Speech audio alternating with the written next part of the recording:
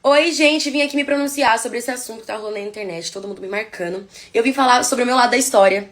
E assim, queria já começar falando, gente, que eu não tenho nada contra essa pessoa, nada. Assim como eu falei no programa, não tenho nada contra ela. Na verdade, desde o começo da minha carreira, essa pessoa já me criticou várias vezes já me marcou, já falou muita coisa sobre mim. E assim, gente, eu sempre guardei pra mim. Eu nunca fui adiante, nunca quis causar briga, nunca quis nada disso. E assim, eu acho que eu me expressei errado no programa, eu acho que eu não precisava ter falado daquele jeito, mas, assim, não tenho nada contra essa pessoa. Não tenho nada com essa pessoa. Eu acho que eu poderia ter guardado pra mim, assim como eu fiz até hoje.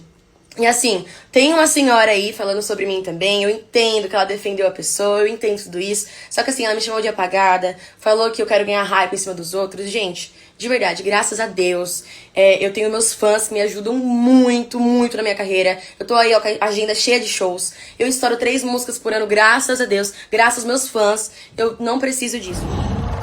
Qual?